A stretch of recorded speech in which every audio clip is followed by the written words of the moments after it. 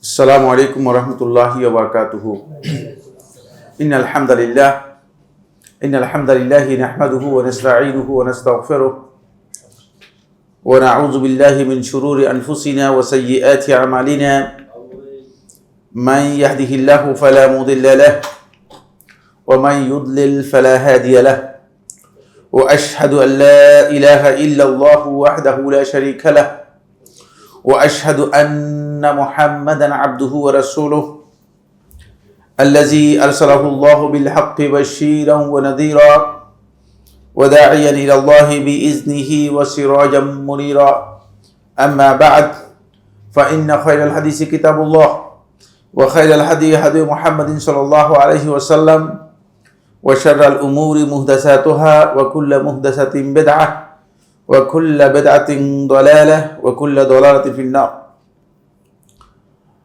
قال الله سبحانه وتعالى في كلامه المجيد: أعوذ بالله من الشيطان الرجيم وما كان لمؤمن ولا مؤمنة إذا قضى الله ورسوله أمرا أن يكون لهم الخيرة من أمرهم ومن يعص الله ورسوله فقد ضل ضلالا مبينا.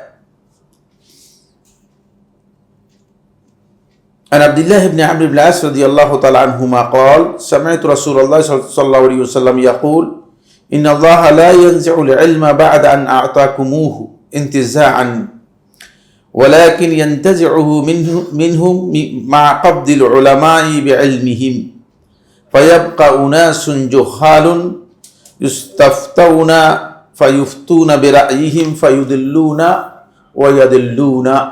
রাওয়াহুল বুখারী ও মুসলিম ওয়াল লাফযু লিল বুখারী। সম্মানিত উপস্থিতি, সম্মানিত দিনী ভাই ও বোন, আল্লাহ সুবহানাহু ওয়া তাআলার অসংখ্য শুকরিয়া যে আল্লাহ সুবহানাহু ওয়া তাআলা ইয়াউমুল জুমার এই পরন্ত বিকেলে অত্যন্ত গুরুত্বপূর্ণ একটি সময় আমাদেরকে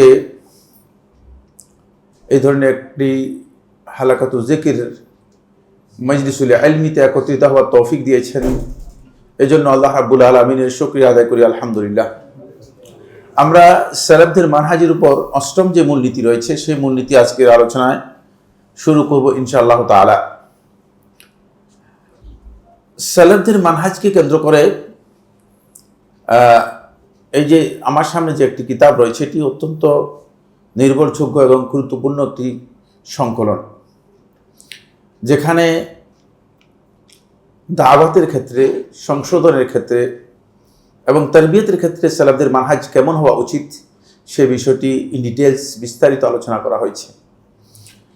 আজকে যে অষ্টম মূলনীতি, এই মূলনীতির মূল বিষয় হচ্ছে বা আলোচ্য বিষয় হচ্ছে কোরআন ও হাদিসের যে বক্তব্য, তার সাথে বিবেক বিবেচনা, মন গড়া ধ্যান ধারণা এবং রুচি অভিরুচির যে সংঘাত, এই সংঘাতের ক্ষেত্রে সালফে সালেহিনের মানহাজটা কেমন হবে।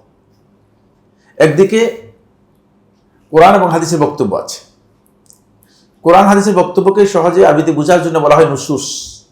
এর আরবিটা হচ্ছে কি? নুসুস। নস এর বহু বচন হচ্ছে নুসুস। কোরআন এবং হাদিসের বক্তব্য, এটাকে নস নুসুস বলা হয়ে থাকে। আর এর বিপরীতে মানুষের কাছে কিছু আছে নিজেদের বিবেক বিবেচনা, যেটা আকলের মাধ্যমে মানুষ কি করে গ্রহণ করে থাকে। কিছু আছে মানুষের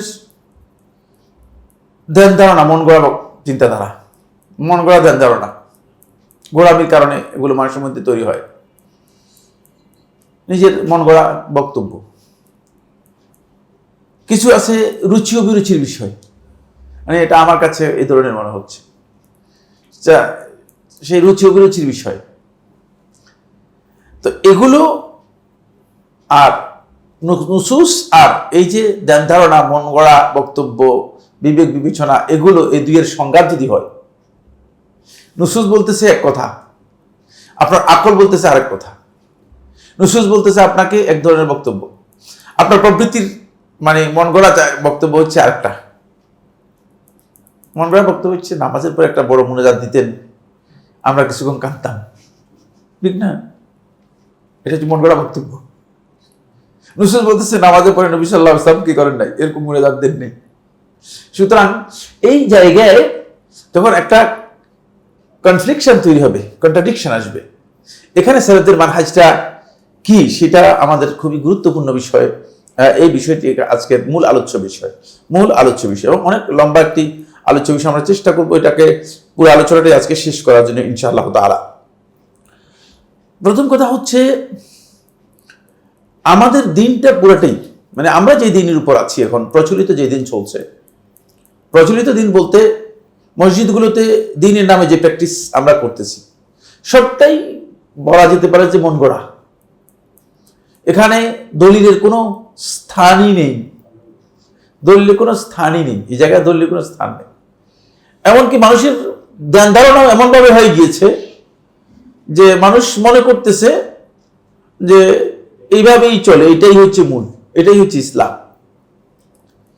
যেমন আমরা ওই দিন এবার কেয়ার হসপিটালে গিয়ে মাগরিবের সালাত আদায় করলাম। তো সালাতে আমি শেষ রাকাত পেয়েছি, আর আমার সাথে আরো কয়েকজন গেছে, তারা রাকাত পায়নি। তো তারা রাকাত পায়নি, তারা জামাত শুরু করেছে। তো জামাত শুরু করেছে, ইমাম সাহেব মানে লাউড স্পিকারে বলে দিলেন যে যারা জামাত করতেছেন তারা কেরাত আসতে পড়েন, মুসল্লিদের নামাজে ডিস্টার্ব হচ্ছে, সুন্নাত পড়তে কষ্ট হচ্ছে। এটা কি লাউড স্পিকারে বলার কারণে ডিস্টার্ব হয়েছে না কেরাতের কারণে ডিস্টার্ব হয়েছে সেটা আমি জানি না। মানে কত ভয়ঙ্কর প্রবৃত্তির অনুসারী, চিন্তা করেন যে নামাজের পরে মানে আমি বসে আছি, আমি বসে নামাজ পেয়েছি, মানে অন্যরা নামাজ পড়তেছে, আমি বসে আছি নামাজের পরে, আমারই ঘটনা, বুঝলেন না, অন্যের ঘটনা রেওয়ায়াত করতেছি এরকম না। আপনারা হয়তো বলতে পারতেছেন ঘটনা রেওয়ায়াত করতেছেন, মিথ্যা হতে পারে না, মানে একেবারে সরাসরি আমারই ঘটনা। তখন একজন ব্যক্তি বলল যে দেখেন, মানে জামাত শেষ না হওয়ার আগেই জামাত শুরু করে দিয়েছে। তাহলে জামাত শেষ কখন হয়? ইমাম সাহেব সালাম ফিরিয়েছে, জামাত শেষ হয়ে গিয়েছে, তারপরে মানে নামাজ শুরু করেছে। আপনি এটা কি বলতেছেন? বলে না, জামাত অবশ্যই শেষ হতে হলে মানে জামাতের 15 মিনিট পরে নামাজ শুরু করবে। মানে এই যে রুচি অভিরুচির বক্তব্য বলতেছি, বড় গলা বক্তব্য দেখছেন। আমি বলে কি বলতেছেন আপনি? 15 মিনিট অপেক্ষা করবে ফরজের জন্য, আর সুন্নতের গুরুত্ব বেশি বেড়ে গেল। এটা আপনি কি বলতেছেন? সুন্নত আগে নাকি ফরজ আগে? আপনি কি বলতেছেন? তখন বলতেছে না, অবশ্যই 15 মিনিট দেরি করতে হবে। কি বলতেছেন? এই সমস্ত কথা কোনো ভিত্তি আছে? আপনার কাছে দলিল আছে? দলিল থাকবে দেন। আমরা শুনেন, আপনি যেটা বলতেছেন সেটা আপনার একটা মন গড়া কথা, না জেনে আন্দাজের উপর কথা বলতেছেন। এখন যে ইমাম সাহেব যে ঘোষণা দিয়েছে, এতে মুসল্লিদের নামাজের ডিস্টার্ব হয়েছে ইমামের বক্তব্যের কারণে না কেরাতের কারণে? আর যারা ফরজ সালাত আদায় করে তারা কিভাবে সালাত আদায় করবে? 10 মিনিট বা 15 মিনিট অপেক্ষা করবে কিসের ভিত্তিতে? 10 মিনিটে হয়তো নামাজ, অন্য লোকের নামাজ শেষ হবে না, নামাজ সুন্নত পড়তেছে। আমি ইমাম সাহেবকে দেখলাম, ইমাম সাহেব বের হয়ে যাওয়ার সময় দেখা হলো। তখন আমি বললাম যে মানে আপনি যে ঘোষণা দিলেন, এই যে আপনি নামাজের জন্য ঘোষণা দিলেন, ফরজ আগে আদায় করবে না সুন্নত আগে আদায় করবে? আপনি বলেন তো একটু, আপনার কাছে জানতে চাই, ফরজটাকে আগে আদায় করবে মানুষ নাকি সুন্নত আগে আদায়? বলেন না, আমাদের এখানে লিখিত আছে 10 মিনিট আগে নামাজ পড়তে পারবে না। অবশ্যই লিখছে কে? এটা কে বলছে আপনাকে এটা লিখতে? কে বলছে আপনাকে এটা লিখতে? মানে এই যে ইসলামের সাথে আসলে আমাদের কোনো পরিচিতি নেই, দ্বীনের সাথে আমাদের কোনো পরিচিতি নেই। মসজিদে আসতেছে আর মসজিদ থেকে নামাজ পড়ে যাচ্ছে। এই লোকগুলো কি কারণে মসজিদে নামাজ পড়তেছে আর কেন আসতেছে এটাও জানে না। জাস্ট একটা ডেকোরেশন, বুঝতে পেরেছেন? মানে সালাদটা নিজের আদাতে পরিণত করেছে, আসতেছে যাচ্ছে, এই আর কি। এর থেকে কিছু অর্জন করতেছে এরকম নয়। ফলে এই কারণে আজকে এই উদাহরণটা একেবারে আজকের এই বক্তব্যের সাথে, মূল নীতির সাথে সামঞ্জস্যপূর্ণ একটি বিষয়। মন গড়া বক্তব্য দিচ্ছে, আরো এত মানে গোড়ামি করে দিচ্ছে যে মানে এই লোকের সাথে কথা বলাটাও নিজের কাছে মনে হচ্ছে যেন একটা নির্বোধের সাথে আচরণ করার মতো। মানে শেষে লোকেরা 2-3 গ্রুপ হয়ে গেল, আমরা তাদেরকে ছেড়ে দিয়ে চলে আসলাম, দেখলাম যে তারা নিজেরা হইচই করুক, বুঝলেন না? তো এই যে এর কারণ হচ্ছে আমরা আসলে ইসলামের বিধানগুলো আমরা বুঝি নাই, ইসলামের কোরআন হাদিসের বক্তব্যকে আমরা অগ্রাধিকার দেওয়ার বিষয়টি বুঝতে পারিনি। আসুন সালফে সালিহিনের মানহাজটা আমরা বুঝি। ইন্নাহুম লা ইউআরিদুনা নুসুসা বিউকুলিহিম, তারা কোরআন হাদিসের বক্তব্যকে তাদের নিজেদের বিবেক বিবেচনা দিয়ে কখনো কি করতেন না, লা ইউআরিদুনাহু, এটাকে সাংঘর্ষিক মনে করতেন না, বিবেক বিবেচনা দিয়ে বাদ দিতেন না, এর কথা মনে করতেন না যে না বিবেক দিয়ে এটা বাদ দেওয়া যেতে পারে। বিবেককে অগ্রাধিকার দিতেন না, বরং নুসুসকে অগ্রাধিকার দিতেন। ওয়ালা বিআফওয়াহিহিম, তাদের মন গড়া ধ্যান ধারণাকে তারা অগ্রাধিকার দিতেন না, নিজেদের মন গড়া ধ্যান ধারণাকে তারা অগ্রাধিকার দিতেন না। কারণ আপনার কাছে বুঝে আসতে পারে অথবা বুঝে নাও আসতে পারে, আপনার বুঝে আসবে অথবা বুঝে নাও আসতে পারে।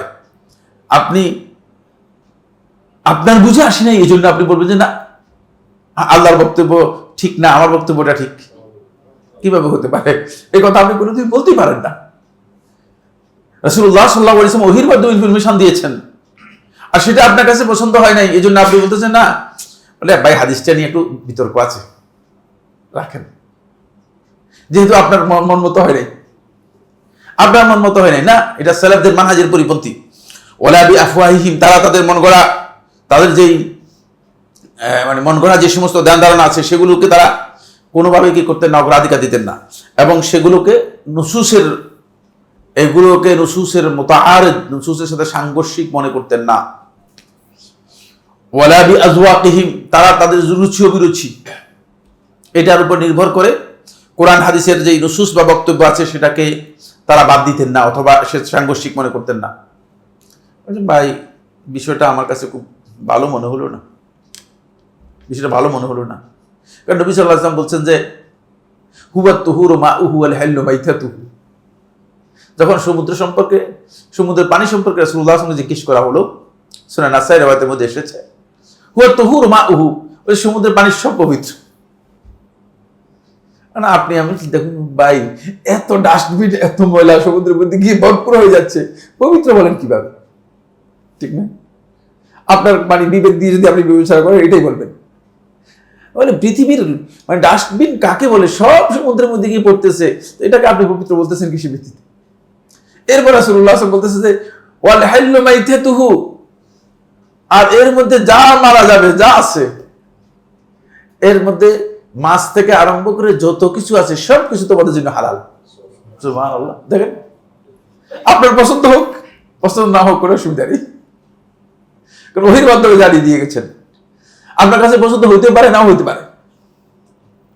এই কারণে নিজের অভিরুচির উপর নির্ভর করে ফতোয়া দেওয়া যাবে না, ফতোয়া দেওয়া যাবে না। একসময় হয়তো এমন প্রয়োজন হতে পারে, মনে করেন আপনি আমি সবাই মিলে গিয়ে সমুদ্রে গিয়ে কচ্ছপ খেতে হবে, এখন আপনার অভিরুচির উপর ইসলাম চলবে না, ইসলামের বক্তব্য অনুযায়ী চলবে। দেখছেন, বক্তব্য ইসলামের চলবে। মানে এখন হয়তো এখানে আছেন, সব কিছু আছে, হতে পারে যে যেগুলো মানুষের কাছে এই গবাদি পশু সব নষ্ট হয়ে গেছে, সমুদ্র থেকে আপনি যে সমস্ত পানি আছে সেগুলো আপনাকে খেতে হবে, সেগুলো আনতে হবে। এই জন্য আল্লাহ রাসূল সাল্লাল্লাহু আলাইহি ওয়াসাল্লাম যেটা বলে গেছেন সেটাই বক্তব্য, সেটাই হচ্ছে সিদ্ধান্ত, এটাকে আমাদের সামনে আনতে হবে। ওয়ালা বিকাউলি রিজালিন মিসলিহিম, অনুরূপভাবে কোন ব্যক্তির, তাদের মতো কোন ব্যক্তির বক্তব্য দিয়ে কোরআন হাদিসের বক্তব্যকে সাংঘর্ষিক মনে করে না। বুঝতে পেরেছেন? রাসূলের বক্তব্য আর আরেকজন ব্যক্তির বক্তব্য নিয়ে আসছেন, রাসূলের বক্তব্য বলছে না অমুক ইমামের বক্তব্য। রাসূল সাল্লাল্লাহু আলাইহি ওয়াসাল্লাম বক্তব্যের সাথে অথবা কোরআনের বক্তব্যের সাথে কোনো ব্যক্তির বক্তব্যকে আপনি কোনোভাবেই সাংঘর্ষিক মনে করতে পারেন না, কারণ এখানে ব্যক্তির বক্তব্য গ্রহণযোগ্য নয়। ব্যক্তিকে এই অধিকার দেয়া হয় নাই যে কোরআন হাদিসের বক্তব্যের সামনে এমন কোনো বক্তব্য দিতে পারে, এমন কোনো ইজতিহাদ করতে পারে। ফলে এটা খেয়াল রাখতে হবে, ইমাম আইম্মাতুল ইজতিহাদ যারা ছিলেন, সালফে সালিহিনদের মধ্যে যারা ছিলেন, তারা কেউ মূলত কোরআন হাদিসের কোনো বিষয়কে, কোরআন হাদিসের কোনো বক্তব্যকে মানে খেলাফ করার জন্য বিরোধিতা করার জন্য অথবা এর বিরুদ্ধে অবস্থান নেওয়ার জন্য তারা কোনো বক্তব্য দিয়েছেন এ কথা বিশ্বাস করার কোনো সুযোগ নেই। কারণ তারা ইজতিহাদ করেছেন, হয়তো তাদের কাছে এই নস স্পষ্ট ছিল না, অথবা তাদের কাছে এই নসের ব্যাপারে কোনো সুনির্দিষ্ট কোনো ধারণা ছিল, যে কারণে তারা কোরআন হাদিসকে বাদ দেওয়ার জন্য, কোরআন হাদিসের সাথে সাংঘর্ষিক বক্তব্য দেওয়ার জন্য কোনো ইমাম ইজতিহাদ করেননি, কোনো ইমামের ইজতিহাদ সাব্যস্ত হয়নি। এইটা হলো মূলনীতি। এই মূলনীতির আলোকে প্রথমে আমরা দলিলগুলো আলোচনা করি। সূরাতুশ শূরা এর 15 নম্বর আয়াতের মধ্যে আল্লাহ সুবহানাহু ওয়া তাআলা ইরশাদ করেন, ফালিযালিকা ফাদউ ওয়াস্তাকিম কামা উমিরত, এই কারণেই আপনাকে নির্দেশ দেওয়া হচ্ছে আপনি আল্লাহ তাআলার কাছে দোয়া করুন, আল্লাহ তাআলার কাছে বলুন, ওয়াস্তাকিম কামা উমিরত, আর যেভাবে আপনাকে নির্দেশ দেওয়া হয়েছে সেভাবে আপনি দ্বীনের উপর অবিচল থাকুন। রাসূল সাল্লাল্লাহু আলাইহি ওয়াসাল্লামকে লক্ষ্য করে এই আয়াত নাযিল হয়েছে। আপনি যেভাবে আপনাকে নির্দেশ দেওয়া হয়েছে দ্বীনের উপর সেভাবে অবিচল থাকুন, অন্যভাবে নয়, আপনার মন মতো নয়। কামা উমিরত, বুঝতে পেরেছেন কিনা? এখান থেকে সাব্যস্ত হচ্ছে যে নস যেভাবে আপনাকে আল্লাহর পক্ষ থেকে নির্দেশ দেওয়া হয়েছে সেভাবেই আপনাকে কি করতে হবে? ইস্তেকামত করতে হবে, অবিচল থাকতে হবে, সেভাবে রাস্তার উপর আপনাকে একেবারে অটুট থাকতে হবে। এরপর ঠিক সেভাবে থাকতে পারলে ঠিক থাকলে, ওয়ালা তাত্তাবি আহওয়াআহুম, তাদের মন গড়া ধ্যান ধারণার অনুসরণ করবেন না। সোজা কথা। একজন এসে এভাবে বলবে, একজন এসে এভাবে বলবে, একজন এসে এভাবে বলবে, কেউ এসে এভাবে পরামর্শ দিবে, এই ধ্যান ধারণার কোন অবস্থাতে কি করবেন না? অনুসরণ করবেন না। ওয়ালা তাত্তাবি আহওয়াআহুম, তাদের মন গড়া ধ্যান ধারণার, মন গড়া বক্তব্যের আপনি কোনো অনুসরণ করবেন না। ইস্তিকামতের পরিপন্থী হচ্ছে নস, কোরআন এবং হাদিসের বক্তব্যের পরিপন্থী হচ্ছে একটাই, সেটা হলো মন গড়া বক্তব্যকে, প্রবৃত্তির বক্তব্যকে গ্রহণ করা। ওয়াকুল আমানতু বিমা আনজালাল্লাহু মিন কিতাব, আর খুব সুস্পষ্ট বক্তব্য সবাইকে বলে দিন।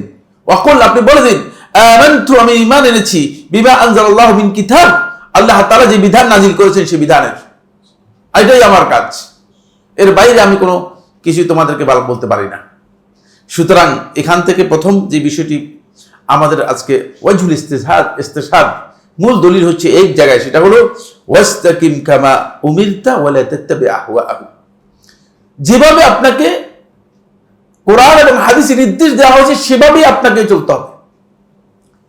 কোনো মন গড়া বক্তব্যের স্থান নেই এখানে, সেটা যতই ভালো হোক না কেন, যতই চটকদার হোক না কেন, যতই মজার হোক না কেন, কারণ কোরআন হাদিসের বক্তব্যের বাইরে যত বক্তব্য আছে এগুলোর মধ্যে বেশিরভাগ বক্তব্যের মধ্যেই চলচাতুরি রয়েছে, চালাকি আছে।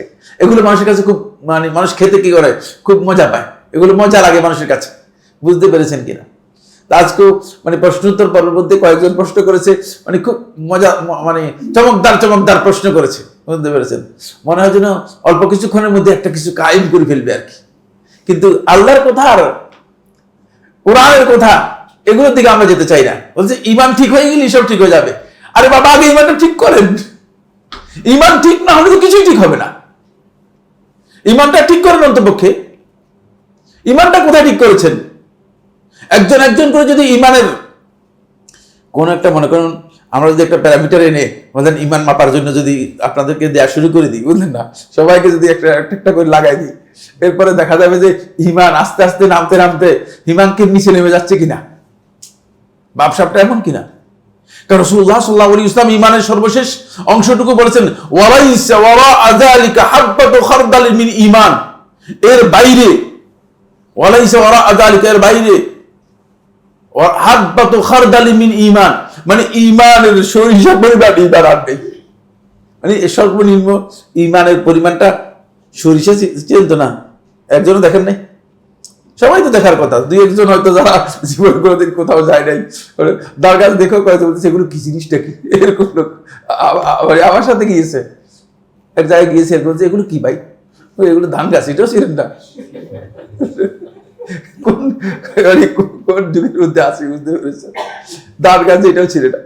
আমরা আজকে কয়েকজন সরিষা বলতে কি বুঝায়, ঈমানের যে সরিষা বলতে কি বুঝায়, সরিষা বলতে কি বুঝায়, সরিষা তো সরিষাই, ভালো করে দেখেন কতটুক। ইমান কমতে কমতে কমতে কমতে আবার এক পর্যায়ে চলে গেছে যে সরিষার দাওয়া পরিমাণ পর্যন্ত চলে গিয়েছে, খবর নেই, বেখবর। তার কারণ হচ্ছে ইমানটা আমরা মজবুত, আর যেভাবে আল্লাহ এবং তার রাসূল নির্দেশ দিয়েছে সেভাবে আমরা ইমানটাকে ঠিক রাখতে পারিনি। এটা প্রথম দলিল। দ্বিতীয় নম্বর দলিল সূরা আহজাবের 36 নম্বর আয়াত, সূরা আহজাব আয়াত নম্বর 36। ওয়ামা কানা লিমুমিনিন ওয়ালা মুমিনাতিন, এর মধ্যে আল্লাহ তাআলা মুমিন এবং মুমিন নর এবং নারী দুজনকে আলাদা করে বলতেছেন। কারণ যেখানে নির্দেশটা আল্লাহর পক্ষ থেকে, খুব ভালো করে কারণ যেখানে নির্দেশটা আল্লাহর পক্ষ থেকে মানে এমন ভাবে কঠোর যে এই নির্দেশের মধ্যে মুমিন নর নারী অন্তর্ভুক্ত হওয়া সত্ত্বেও নারীদেরকে আলাদা করে উল্লেখ করেছে, তাহলে বুঝতে হবে যে এই নির্দেশ মানে আল্লাহর পক্ষ থেকে একেবারেই বাধ্যতামূলক হওয়ার কারণে আল্লাহ তাআলা শুধুমাত্র নরদেরকে খেতাব করেন নাই, নারীদেরকেও খেতাব করেছেন। সালাতের কোরআনে কারীমের এক জায়গায়ও নারীদেরকে খেতাব করা হয়নি। সালাত ফরজে আইন, কিন্তু খুব ভালো করে খেয়াল করুন, সালাত ফরজে আইন। আর এক জায়গায় তো কোরআনে কারীমের কোথাও আল্লাহ সুবহানাহু ওয়া তাআলা মানে শুধুমাত্র পুরুষদেরকে খেতাব করেছেন, মানে নারীদেরকে এর খেতাবের অন্তর্ভুক্ত করে দিয়েছেন।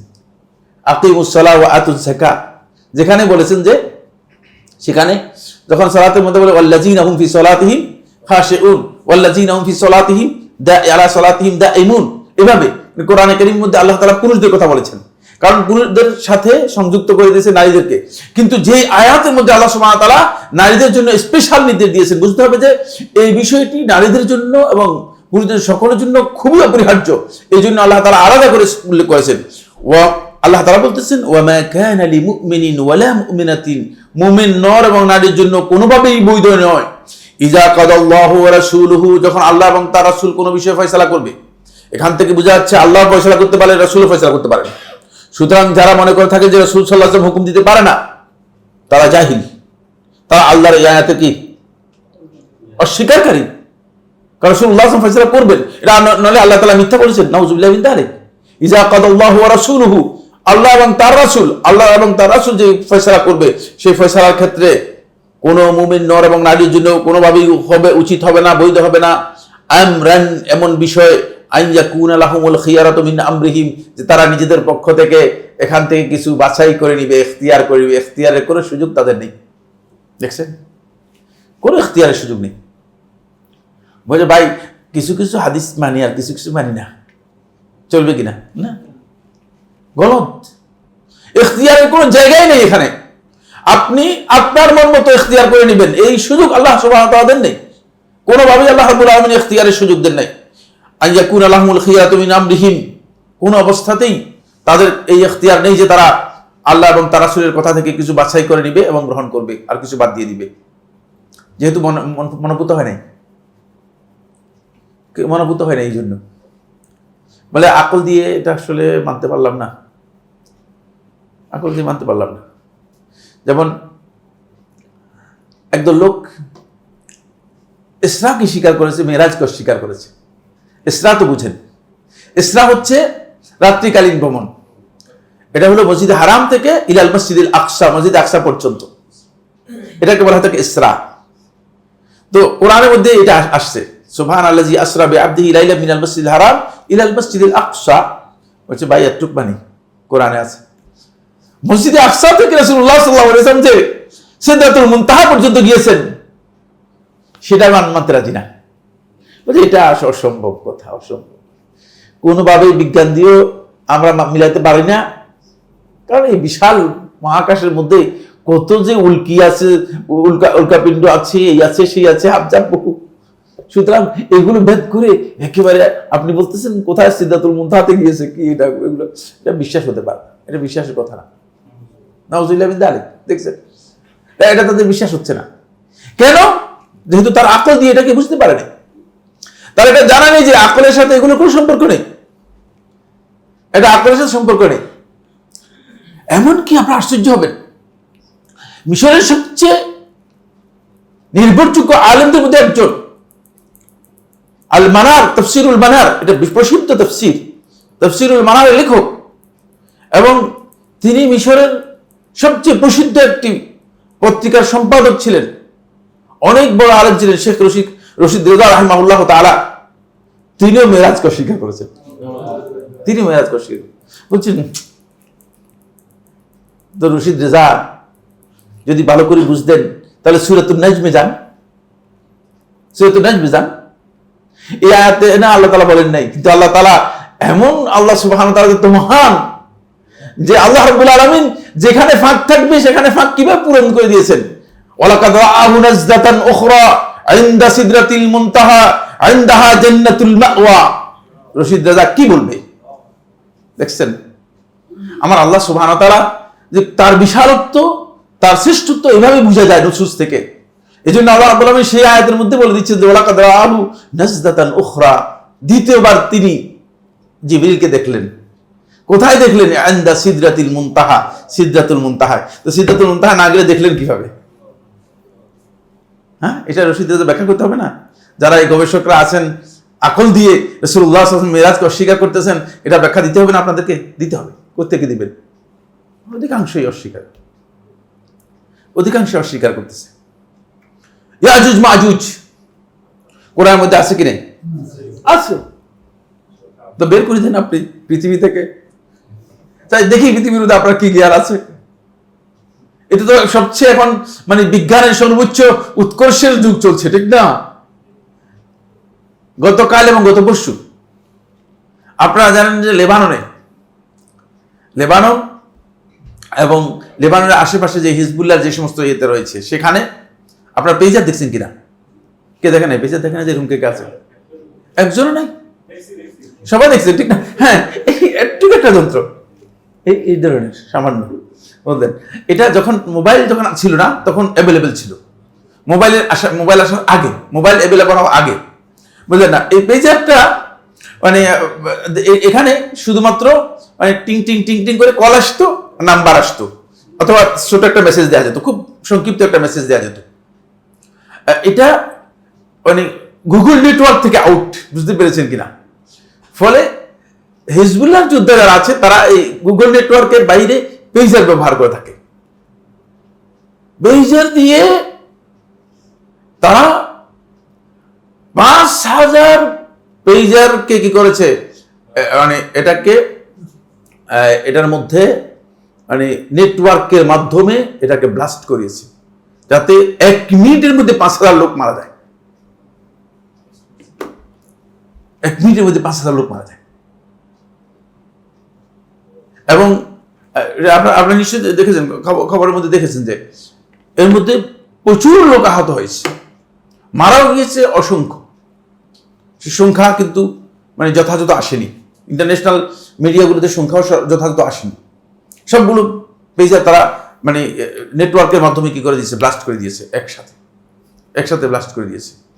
এগুলি ব্যবহার করতে যারা যোদ্ধা যারা আছে, যাতে করে যোদ্ধাদের লোকেট করা না যায়। কারণ গুগল লোকেট তো আমাকে এখন গুগল ইচ্ছা করলে যে কোনো সময় আমাকে বলতে আমি এখানে আছি এবং আমাকে এখানেই তারা সরাসরি কি করতে পারবে, ড্রোন হামলা করতে পারবে, বের করে ফেলতে পারবে।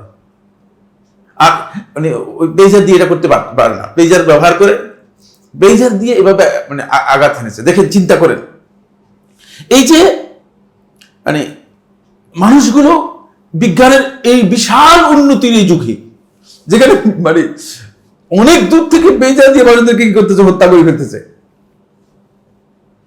মুসলমানদেরকে হত্যা করে ফেলবে সামনে এইভাবে। আপনি মোবাইল নিয়ে খুবই আরামের মধ্যে আছেন, আমি আপনি খুব দিব্যি মনে করতেছি, আমাদের অনেক কল্যাণ মানে মোবাইলের মাধ্যমে হয়ে গিয়েছে, বুঝলেন না? ফেসবুক দিয়ে আমাদের নৈতিক অবক্ষয় হয়ে গিয়েছে। তারপরে পেজার এরপরে আবার মোবাইল দিয়ে হয়তো একদিন আমাকে আপনাকে হত্যা করার জন্য কি করতে পারে, তারা করতে পারে। কারণ এটা একটা ডকুমেন্ট অলরেডি মানে এখন নগদ পাওয়া গিয়েছে। এর আগেও আপনারা জানেন যে মোবাইল এবং এর মাধ্যমে নেটওয়ার্কের মাধ্যমে হত্যা করা হয়েছে, একাধিক লোককে হত্যা করা হয়েছে। তো এই যে মানে এই যে এত বিজ্ঞানের এত উন্নতির যুগে আপনি বের করে দেন তো কোন কোন জায়গায় ইয়াজুজ মাজুজ রয়েছে, এটা পৃথিবীতে আছে না? অস্বীকার করবেন? কোরআনের মধ্যে রয়েছে, আকল দিয়ে অস্বীকার করেন। আল্লাহ তাআলা বক্তব্যকে আকল দিয়ে অস্বীকার করেন। আল্লাহ তাআলা কোরআনের মধ্যে বলে দিয়েছেন এটা পৃথিবীর মধ্যে আছে। তো আল্লাহ রাব্বুল আলামিন দিয়েছেন, কোরআনের মধ্যেই দিয়েছেন। কিন্তু আমি এখন সেটা বের করতে পারলাম না। বোঝা গেল যে পৃথিবীর অনেক ইনফরমেশন এখন আমাদের কাছে কি আছে, জানার বাইরে রয়ে গেছে। আমার কাছে জানার বাইরে রয়ে গেছে, আপনার কাছে এখনো জানার বাইরে রয়ে গেছে। তারা বিজ্ঞানে যে দাবি করতেছে সবকিছু জেনেছে, না আসলে সবকিছু জানতে পারে নাই, জানার বাইরে রয়েছে, তাহলে এটা বের করে দিতে হবে। কিন্তু কেউ বের করতে পারে নাই, বের করতে পারতেছে না, এখনো বলতে পারতেছে না যে কোথায় ইয়াজুজ মাজুজ আছে। কিন্তু কোরআনের মধ্যে বলেছেন আল্লাহ সুবহানাহু ওয়া তাআলা অবশ্যই আছে, এবং ঈমানদার ব্যক্তি অবশ্যই এটাকে স্বীকার করতে হবে। স্বীকার করার সামান্যতম সুযোগ নেই। এখন যদি আপনাদের মধ্যে কেউ হয়তো বলতো যে ভাই হাদিসে যদি আসতো তাহলে তো বাদ দিতে পারতাম। হাদিস অস্বীকারীরা এই জায়গায় গিয়ে আটকা পড়ে গেছে। আমি হাদিস অস্বীকারীদের জন্য 15টা প্রশ্ন রেডি করেছি, যেগুলো কোরআন থেকে তারা কিয়ামত পর্যন্ত কি করতে পারবে না, অস্বীকার করতে পারবে না, প্রমাণও করতে পারবে না, অস্বীকার করতে পারবে না।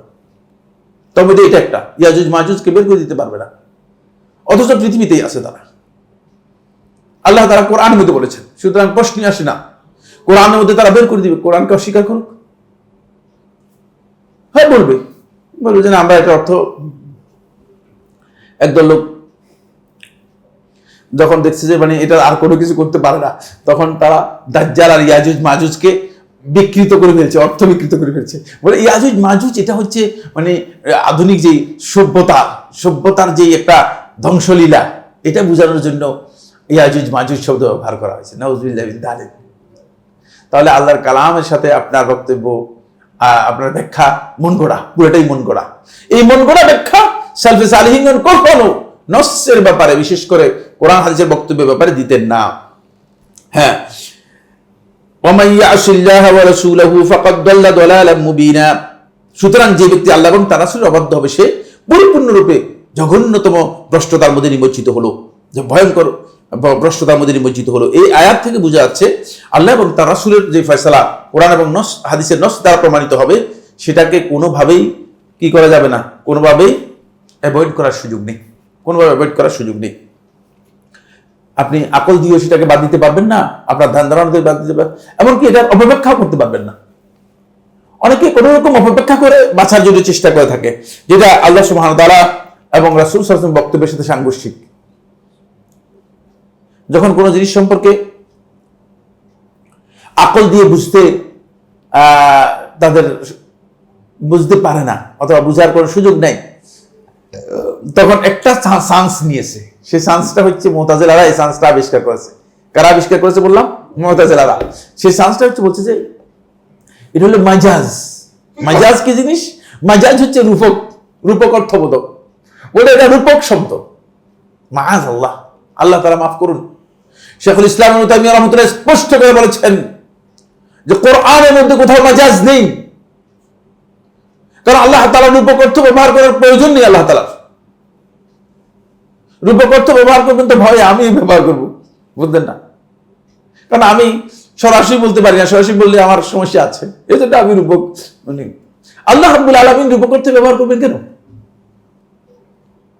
হিদায়াতের জন্য আল্লাহ সুবহানাহু ওয়া তাআলা মানুষদেরকে ইনস্ট্রাকশন দিচ্ছেন, ইনফরমেশন দিচ্ছেন। এই ইনফরমেশনের মধ্যে মাজাজ রূপক অর্থ ব্যবহার করবেন, আর মাজাজের মধ্যে মিথ্যার সম্ভাবনা রয়েছে, এটা আদৌ আল্লাহ রাব্বুল আলামিন করবেন বিশ্বাস করতে পারেন? ওমান আসতাকু মিনাল্লাহি কিলা ওমান আসতাকু মিনাল্লাহি হাদিসা। আল্লাহ রাব্বুল আলামিন সে কে?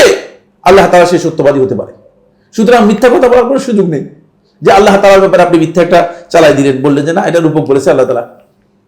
সুবহানাল্লাহ। আমাদের দেশে দেওবন্দি উলামায়ে কেরাম, আল্লাহ রাব্বুল আলামিন তাদেরকে হিদায়াত দান করুন, তারা আল্লাহ তাআলার সমস্ত সিফাতকে অস্বীকার করেছে, কয়েকটা সিফাত ছাড়া সব সিফাতকে আল্লাহ তাআলা অস্বীকার করেছে। বুঝতে পারছেন? নাউযুবিল্লাহি মিন যালিক। তো অস্বীকার করছেন কেন? বলে এগুলো আল্লাহর জন্য সাব্যস্ত করা যায় না। কেন সাব্যস্ত করা যায় না? বলে সাব্যস্ত করলে আল্লাহ তাআলা মানুষের সাথে সাদৃশ্য হয়ে যায়। নাউযুবিল্লাহ। তো আপনি নিজের মন মতো এগুলোকে ব্যাখ্যা করতে যাচ্ছেন কেন? বলছে এগুলো আল্লাহ তাআলা মাজাজ বলেছেন, এগুলো রূপক পরিচয় দিয়েছেন আল্লাহ তাআলা। নাউযুবিল্লাহি মিন যালিক। আমি 1 ঘন্টা পর্যন্ত আমার পরিচয় দিলাম, বুঝলেন না? 1 ঘন্টা পরিচয় দেওয়ার পরে একজন ওখান থেকে দাঁড়িয়ে বললো যে সাইফুল্লাহ ভাই এতক্ষণ যা পরিচয় দিয়েছে সব রূপক পরিচয় দিয়েছে, কি এলেম আপনার কাছে আসলো? আল্লাহ তাআলা তার পরিচয় করে দিয়েছেন আল্লাহর কিতাবের মধ্যে, আল্লাহ তাআলা পরিচয় করে দিয়েছেন, আর আপনি ওখান থেকে বলতেছেন যে রূপক পরিচয় দিয়েছে। কি আপনার ভিত্তি? আমি আমার পরিচয় মিথ্যা দিলাম? আল্লাহ তাআলা সম্পর্কে আপনি এই ধারণা করেছেন? চিন্তা করেন, খুব গভীরভাবে চিন্তা করেন যে এই যে ভয়ঙ্কর আকীদা, এই আকীদাটুকু আমাদের মধ্যে এসেছে কেন?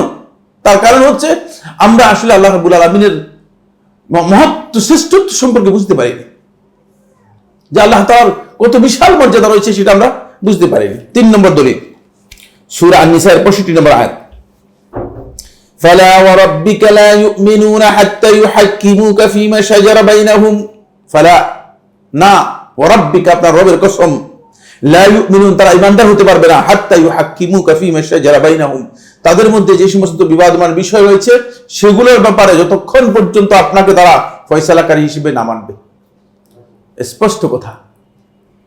রাসূল সাল্লাল্লাহু আলাইহি ওয়াসাল্লাম যেটা ফয়সালা করে দিয়েছেন সেখানে আর অন্যের ফয়সালার প্রয়োজন নেই, অন্যের ফয়সালা প্রয়োজন নেই, অন্যের ফয়সালার প্রয়োজন নেই। এই আয়াতের মধ্যে আল্লাহ সুবহানাহু ওয়া তাআলা আরো শর্ত করেছেন, সুম্মা লা ইয়াজিদু ফি আনফুসিহিম হারাজান মিম্মা কাদাইতা, তারপরে আপনি যেটা ফয়সালা করেছেন সেটা তারা যেন কোনোভাবেই নিজেদের অন্তরের মধ্যে কোনো খটকা যেন না থাকে তাদের। মানে আপনি ফয়সালা করে দেওয়ার পরে আবার নিজেদের অন্তরের মধ্যে যদি খটকা থেকে যায় তাহলে সে ঈমান, আল্লাহ তাআলা বলছে সে ঈমানদার হতে পারবে না। মানছে কিন্তু অন্তরের মধ্যে, আরে নবী সাল্লাল্লাহু আলাইহি ওয়াসাল্লাম কাজটাকে ঠিক করলো, নাউযুবিল্লাহ মিন যালিক। খবরদার, এটা নফসের ব্যাপারে একেবারে স্পষ্ট বক্তব্য।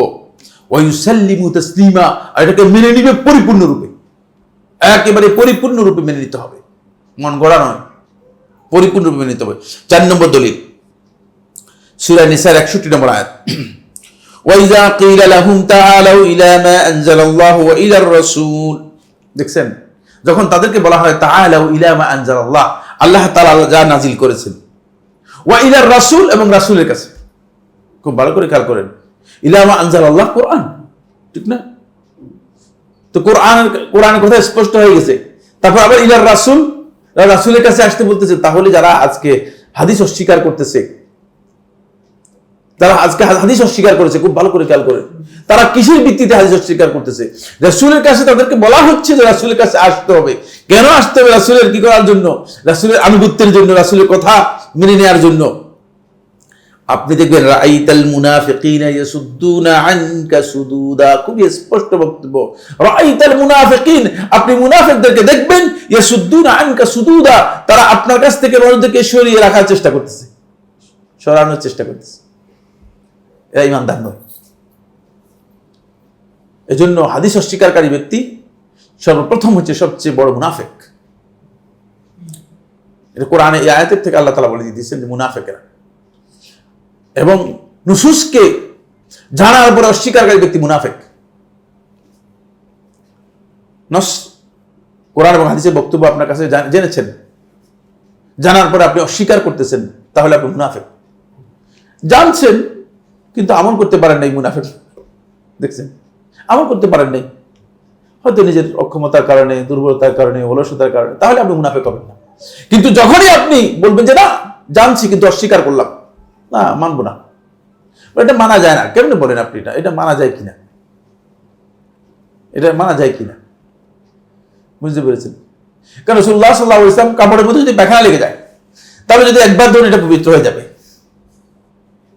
একবার ধুলে কি হবে? বিল ইজমা পবিত্র হয়ে যাবে। যদি এর নাপাকি দূর হয়ে যায় তাহলে বিল ইজমা পবিত্র হয়ে যাবে। কাপড়ের মধ্যে পায়খানা লেগে গেছে, একবার ধুয়ে ফেলছেন, তাহলে কি হয়ে যাবে? পবিত্র হয়ে যাবে, পবিত্র হয়ে যাবে। আর যদি আপনার পেটের মধ্যে কুকুরে চাটে, 7 বার ধুতে হবে, এবং 7ম বার, কোন কোন রাতের মধ্যে আছে 8ম বার, আপনাকে মাটি দিয়ে অথবা সাবান দিয়ে ভালো করে কি করতে হবে? ঘষে তারপরে দিতে হবে। দেখেন দেখেন ইসলাম, দেখেন এমন একটা অপবিত্র জিনিস লেগে গেল, আপনি একবার দিলে পবিত্র হয়ে গেল। আর কুকুরের লালা লেগে গিয়েছে, এটা আপনাকে 7 বার ধোয়ার পরে আবার বলতেছে যে আপনি মাটি দিয়ে ঘষে, তখনকার সময় তার সাবানের ব্যবস্থা ছিল না, পরে এটাকে মানে জীবাণুমুক্ত করার জন্য মাটি ব্যবহার করে রাসূল সাল্লাল্লাহু আলাইহি ওয়াসাল্লাম বলতেছে মাটি দিয়ে ঘষে তারপরে 8ম বার অথবা 7ম বার ধুইতে হবে, তারপর পবিত্র হবে। দেখছেন, এবার বুঝেন? সুতরাং সবকিছু আকল দিয়ে কি হবে না, আকল দিয়ে বিচার করা যাবে না।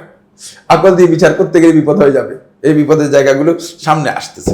এই জন্য আল্লাহ তাআলা বলছেন যে আল্লাহ এবং তার রাসূলের দিকে যখন ডাকা হয় তখনই তোমরা সেটাকে মেনে নেওয়ার জন্য আসবে, অন্য কথার দিকে যাওয়ার কোনো সুযোগ নেই। ফলে আব্দুল্লাহ ইবনে আমর রাদিয়াল্লাহু আনহু বর্ণনা করেন, তিনি বলেন ইন্নাল্লাহা লা ইয়ানজুল ইলমা বা'দা আন আতাকুমুহা। আল্লাহ সুবহানাহু ওয়া তাআলা তোমাদেরকে ইলম দেওয়ার পরে, ইলম হচ্ছে এখানে ওহী, এই ওহী দেওয়ার পরে আল্লাহ সুবহানাহু ওয়া তাআলা ইলম দেওয়ার পরে আল্লাহ তাআলা এটাকে ইন্তিজাআন একেবারে এভাবে উঠে নেবেন না, টান দিয়ে ছিনিয়ে উঠে নেবেন না। ওহীর এই জ্ঞানটা আল্লাহ সুবহানাহু ওয়া তাআলা মেহেরবানি করে আমাদেরকে দিয়েছেন, এটা এমনি টেনে দিয়ে উঠে নেবেন না। ওয়ালাকিন ইয়ান্তাজিউহু মিনহুম মা কাবদিল উলামা বিইলমিহিম, তাদের মধ্য থেকে আলেমদেরকে তাদের ইলম সহ উঠে নেওয়ার মাধ্যমে আস্তে আস্তে করে কি করবেন, উঠে নিয়ে যাবেন। আলেমদের স্থলাভিষিক্ত হওয়া খুব কঠিন। এই জন্য আলেমের মৃত্যু আসলে উম্মার জন্য একটা বড় ধরনের আঘাত, বড় ধরনের শূন্যতা, যে শূন্যতা পূরণ করা অত্যন্ত কঠিন। আমরা সেটা হাড়ে হাড়ে বুঝতে পারছি।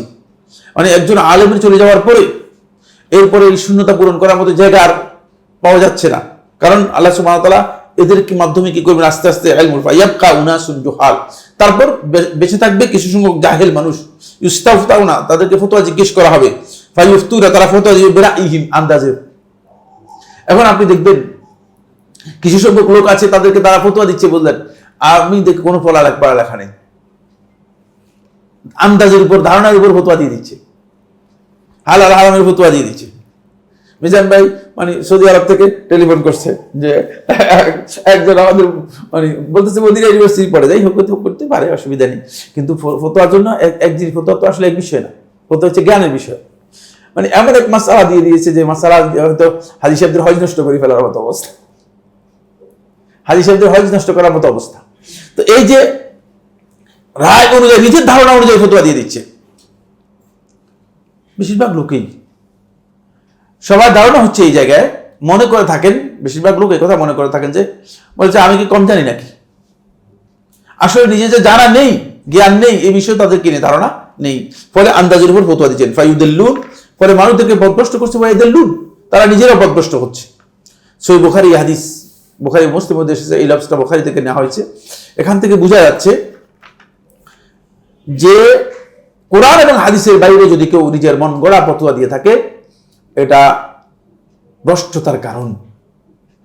আল্লাহ এবং তার রাসূলের বক্তব্যের সাথে এটি ভ্রষ্টতা, বিভ্রান্তি। এজন্য নিজের রায় অনুযায়ী ফতোয়া দেওয়ার কোনো বিধান ইসলামের মধ্যে রাখা হয়নি। এরপরের হাদিসটি মওকুফ, এটা একটা মওকুফ আসার আলী ইবনে আবি তালেব থেকে বর্ণিত হয়েছে। ইমাম আবু দাউদ রাহিমাহুল্লাহ তাআলা তার সুনানের মধ্যে বর্ণনা করেছেন 162 নম্বর হাদিস। আলী ইবনে আবি তালেব রাদিয়াল্লাহু তাআলা বর্ণনা করেন, তিনি বলেন লাউ কানা আদ-দীনু বির-রায়, যদি দিনটা মানুষের বিবেক বিবেচনা অনুযায়ী হতো, লাকানা আসফারাল খুফফি, তাহলে মুজার নিচের অংশ, আওলা বিল মাস, এটা মসে করা যায় উপযুক্ত হতো, মিন আলাহু, উপর থেকে।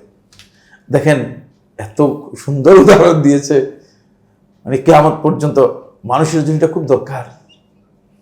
মানে মুজা মসে করেন কোন জায়গায়? মুজা যারা মসে করে কোথায়? উপর দিয়ে মসে করে। স্বাভাবিক নিয়ম অনুযায়ী দিনের আকল বুঝায় যে আপনি মুজাটা মসে করবেন নিচের থেকে, কারণ নিচেই তো ময়লা লাগার কথা, ঠিক না? কিন্তু মুজা মসে করার পদ্ধতি হচ্ছে উপর দিয়ে। স্বাভাবিক নিয়ম অনুযায়ী মানে আপনি হাত যদি উজু করতে না পারেন অথবা গোসল করতে না পারেন, তাহলে আপনি যথাসম্ভব চেষ্টা করবেন যে হাত মুখ এগুলোকে অন্য কিছু দিয়ে পরিষ্কার করার জন্য, ঠিক না? কিন্তু আপনাকে বলতেছে মাটিতে হাত মেরে তারপরে এগুলো মুখের মধ্যে আর হাতের মধ্যে মাটি লাগানোর জন্য। এটা তো পরিষ্কার করলে নাকি মাটি লাগালেন?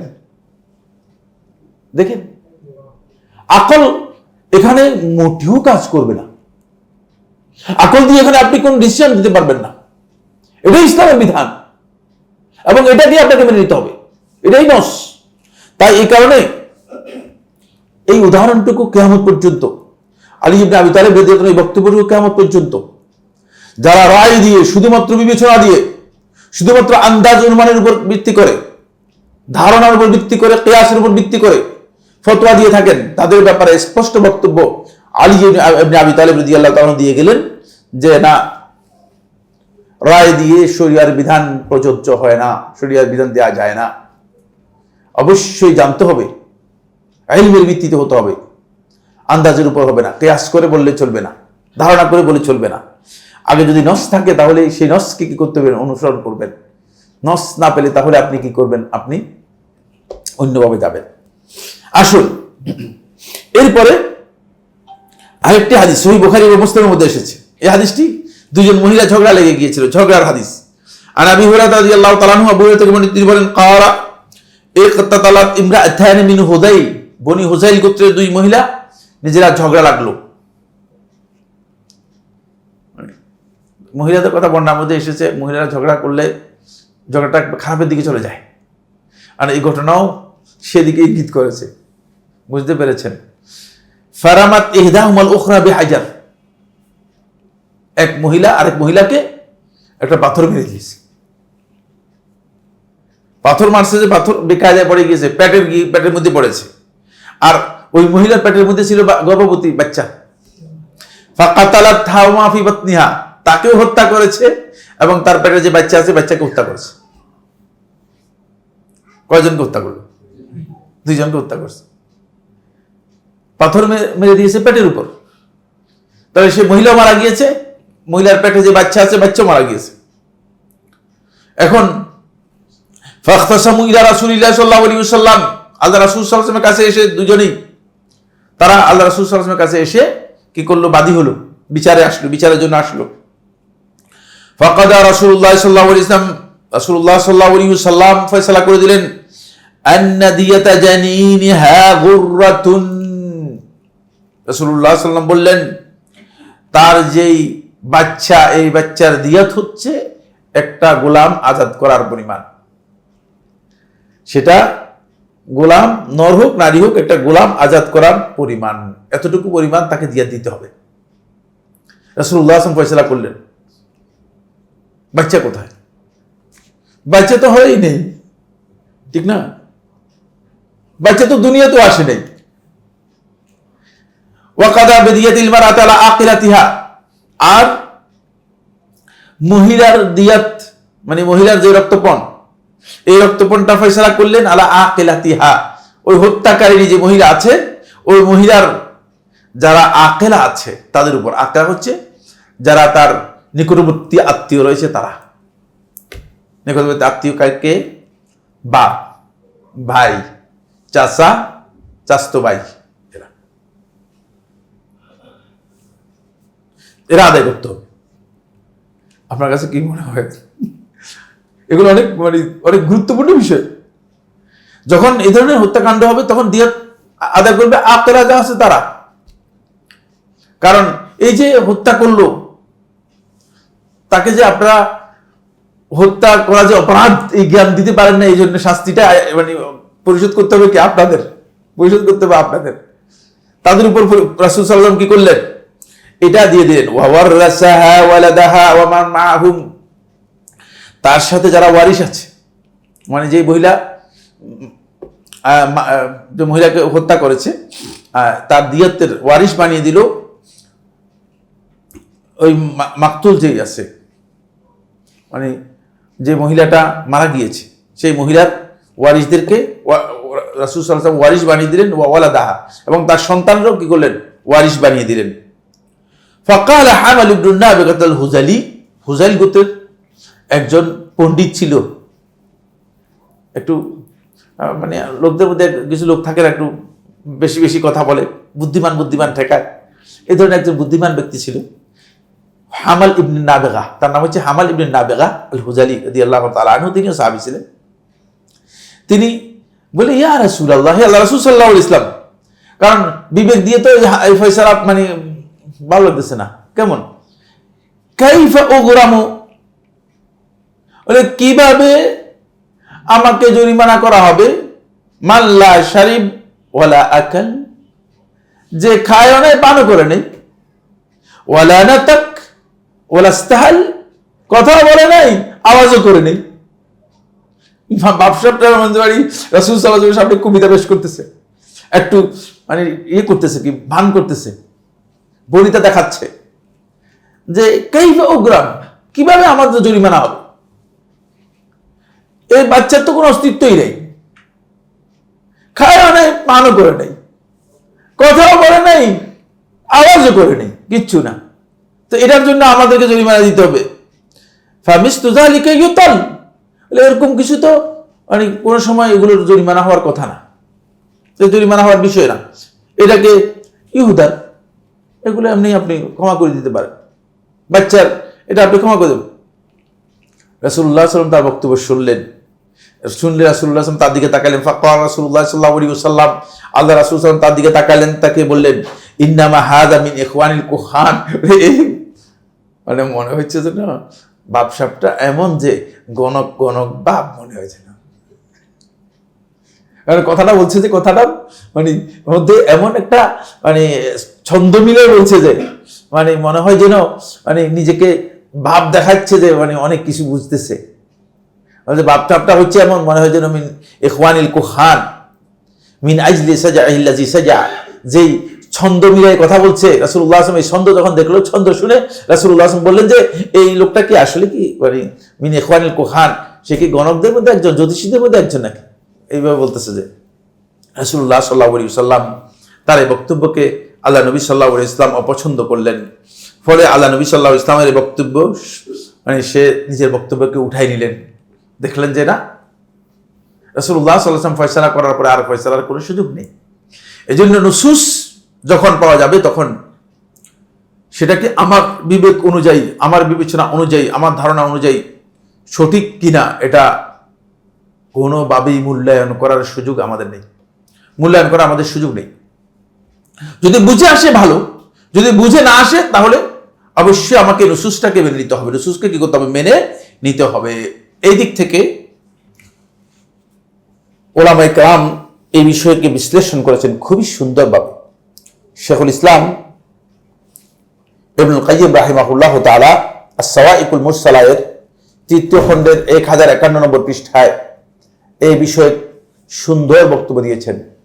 একদিকে কোরআন এবং হাদিসের বক্তব্য, আরেক দিকে বিবেক বিবেচনা, মন গড়া মন বক্তব্য, ধ্যান ধারণা, চিন্তাধারা, এবং একদিকে মানুষের রুচি অভিরুচি, আরেকদিকে ব্যক্তির বক্তব্য। এই দুইয়ের সংঘাতের মধ্যে মানুষ আহলুস সুন্নাত জামাতের অবস্থান ক্ষেত্রে যারা ওহীকে নিজেদের ধ্যান ধারণা দিয়ে ওহীকে যারা অস্বীকার করে, ওহীকে যারা সাংঘর্ষিক মনে করে, ওহীকে যারা বাদ দেয়, এরা হচ্ছে 5টি দল। কয়টি দল? কয়টি দল বললাম? 5টি দল।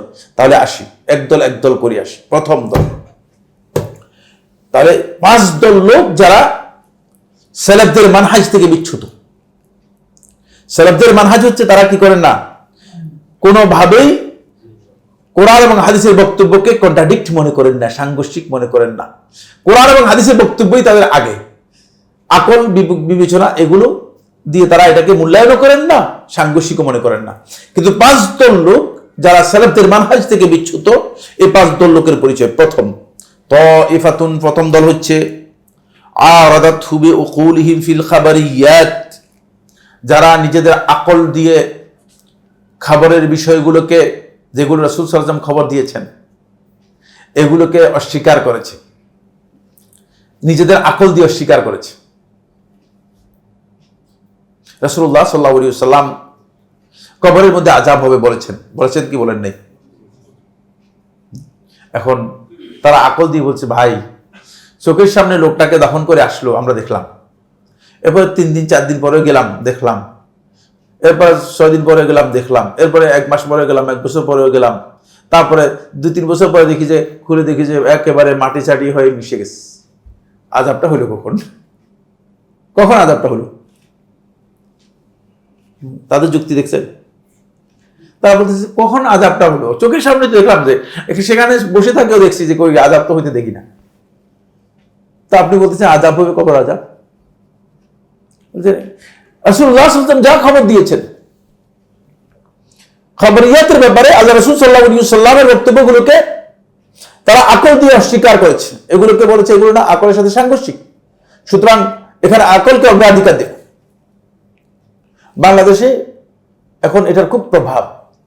কিছু সংখ্যক লোক কোরআনের কথা বলে, কোরআন স্টাডির কথা বলে, তারা বলতেছে যে আকল দিয়ে কোরআন এবং হাদিসকে ওজন করা হবে। নাউযুবিল্লাহি মিন যালিক। আকল দিয়ে যেটা গ্রহণযোগ্য হবে সেটা গ্রহণযোগ্য, আর আকল দিয়ে যেটা গ্রহণযোগ্য হবে না সেটা বাতিল। আকল দিয়ে আপনি জান্নাতকে স্বীকার করতে পারবেন না?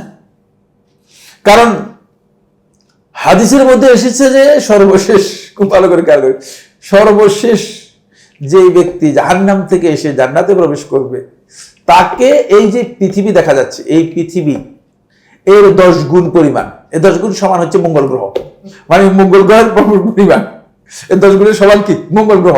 মঙ্গল গ্রহ পরিমাণ এতটুকু তাকে কি দেওয়া হবে? তাকে জান্নাত দেওয়া হবে। তো এবার আপনি আকল দিয়ে এটা মিলাই দেন, যদি মিলাইতে পারেন। মিলাতে, এগুলো আকলের বিষয় নয়, এগুলো আকল দিয়ে মিলাতে হবে। বরং আকল অনেকে আসে ভাই ওরে এত বড় জান্নাত দিবে কি জন্য, আমি কি করব? তার প্রশ্ন হচ্ছে যে এত বড় জান্নাত আমি করবো কি, আমার কি কাজ? মানে জাহালাতের একটা পর্যায়ে আছে, মানে আকল দিয়ে সে মানে এটাকে অস্বীকার করার জন্য, এটাকে বাদ দেওয়ার জন্য আকল দিয়ে সে এমন এক প্রশ্ন উত্থাপন করতেছে যে প্রশ্ন দিয়ে মানে নিজের বেওকুফি আরো প্রমাণিত হচ্ছে, আরো বেওকুফি প্রমাণিত হচ্ছে। কারণ এই বেওকুফ গাধা কিছুদিন আগে মায়ের পেটের মধ্যে ছিল, ঠিক না? মায়ের পেটে চেয়ে পৃথিবীর মানে আপনি ইয়ে করেন তো, পৃথিবীর কত রেশিওটা দেখেন তো, কত রেশিওতে বড়। তুই জাহেল যে বুঝতো কি, তারপর তো পৃথিবীর মধ্যে তুমি মিয়া হন্যে হয়ে পাগলের মতো ঘুরতেছো, আরো চাই আরো চাই আরো চাই, ঠিক না? চাচ্ছে না? যে পৃথিবীর সবচেয়ে বড় ধনী তার কাছে গিয়ে জিজ্ঞেস করেন, বলে ভাই আপনার চাওয়া কি শেষ হয়ে গেছে কিনা, বলে কিনা দেখেন না। সে আরো ব্যবসার জন্য পাগল হয়ে গেছে, আরো নতুন নতুন ব্যবসার প্রজেক্ট কোথায় পাওয়া যায় সেগুলো পিছনে ঘুরতেছে। সুতরাং সব স্পেস সমান না, সব স্টেজ সমান না, সব পর্যায়ে সমান না, এটা আবার বুঝতে হবে। এটা না বুঝে আন্দাজের উপর আকল দিয়ে বিষয়কে বিবেচনা করলে যথেষ্ট হবে না। তারা কি করেছে? ওয়াকাদ্দামাত আলাইহিল আকল, তারা এই কারণে আকলকে অগ্রাধিকার দিয়েছে। খবরিয়াত, কোরআন এবং হাদিসের যে বক্তব্য খবরের ব্যাপারে এসেছে এসবগুলোকে অস্বীকার করেছে, একটাও স্বীকার করেনি, একটাকেও স্বীকার করেনি। কারণ মুতাজিলারা আমাদের আকীদা কি জান্নাত জাহান্নাম সম্পর্কে, জান্নাত এবং জাহান্নাম সম্পর্কে আমাদের আকীদা কি কে বলতে পারবে? 5টি আকীদা অপরিহার্য, কে বলতে পারবে? দেখি, আকীদার উপর মনে ক্লাস নিতে হবে, আমার মনে হয় এটা বাদ দিয়ে আকীদাতে যেতে হবে। আকীদার ক্লাস অনেক দিন থেকে হচ্ছে না। না, জান্নাত এবং জাহান্নামের ব্যাপারে আমাদের আকীদা কি খুবই গুরুত্বপূর্ণ। হক তো মানে এটা সবটাই হক। হ্যাঁ, একটা আকীদা হয়েছে, একটা হয়েছে আল জান্নাতু ওয়া জাহান্নাম মাখলুকাতানিল আন, মানে এই দুইটা মাখলুক মওজুদাতানিল আন, এখন মওজুদ আছে। দুইটা আকীদা, এখন মওজুদ আছে মানে এখন আছে, এখন ইনস্ট্যান্ট আছে। জান্নাত এবং জাহান্নাম এখনই আছে, বুঝতে পেরেছেন? এই দুইটা সৃষ্ট আল্লাহর এবং দুইটা এখন আছে। তারা বলতে শুনেন তো, যদি এখন থাকে তো জান্নাতের খাবার দাবার এগুলো প্রসেস সারখার হয়ে যাচ্ছে না? কারণ তারা আকল দিয়ে বিবেচনা করতেছে, বলে ফলটাও যা আছে আমরা জান্নাতে যাওয়া পর্যন্ত তো এগুলো টিকবে না, এগুলো তো শেষ হয়ে যাবে। ফলে বলতেছে না, এটা মিথ্যা কথা, এটা হতে পারে না। অথচ আল্লাহ তাআলা বলতেছে উইদ্দাত লিল মুত্তাকিন, এটা তৈরি করা আছে, এখনই আছে। বুঝতে পেরেছেন? এটা আমাদের বিশ্বাস, এটা আমাদের আকীদা, মৌলিক আকীদার মধ্যে অন্তর্ভুক্ত। জান্নাত এবং জাহান্নাম এখন বর্তমান অস্তিত্ব আছে। এমন রাসূলুল্লাহ সাল্লাল্লাহু আলাইহি ওয়াসাল্লাম জান্নাতও দেখেছেন, জাহান্নামও দেখেছেন। রাসূলুল্লাহ সাল্লাল্লাহু আলাইহি ওয়াসাল্লাম দেখেছেন জান্নাত জাহান্নাম দুটোকে, রাসূলুল্লাহ সাল্লাল্লাহু আলাইহি ওয়াসাল্লামকে দেখানো হয়েছে। সুতরাং এখান থেকে বোঝা যাচ্ছে জান্নাত এবং জাহান্নাম আকল দিয়ে যদি আপনি চিন্তা করেন তাহলে আপনি বলবেন যে ভাই জান্নাত জাহান্নামের এতদিন পর্যন্ত রেখে দিয়েছে কেন? কোন উত্তর দিতে পারবেন? আমার প্রশ্নগুলো আমি যেহেতু আল্লাহ তাআলা সৃষ্টি করেছেন, আল্লাহই জানেন, কারণ এর বাইরে কোনো উত্তর আমার কাছে নেই, দুনিয়ার কেউ দিতে পারবে না, দুনিয়ার কোনো ব্যক্তির কাছে এই হিকমত জানা নেই। কিন্তু অবশ্যই আমার আল্লাহ সুবহানাহু ওয়া তাআলা হাকিম হওয়ার কারণে হিকমত ছাড়া আল্লাহ রাব্বুল আলামিনের কোনো কাজ হয় না, অবশ্যই সেটা আমাদেরকে জানতে হবে। আপনার কাছে হয়তো মানে এখন বেআকল লোক যারা আকল দিয়ে কাজ করতেছে তারা মনে করবে যে না কি রে, মানে এটা বেকার কাজ করতেছে কেন, আল্লাহ তাআলা এটা করতেছে, জান্নাতের কি প্রয়োজন, এখন বিচার ফয়সালা হবে কবে কিছুই তো জানি না, এরপরে বিচার ফয়সালার পরে তারপরে জান্নাত জাহান্নামের ফয়সালা হবে। তো তখন সৃষ্টি করলে তো পারতো, এখন সৃষ্টি করে রেখেছে কেন? এই প্রশ্নের উত্তর আকল দিয়ে বের করতে পারবেন না। এই প্রশ্নের উত্তর আকল দিয়ে বের করতে পারবেন না।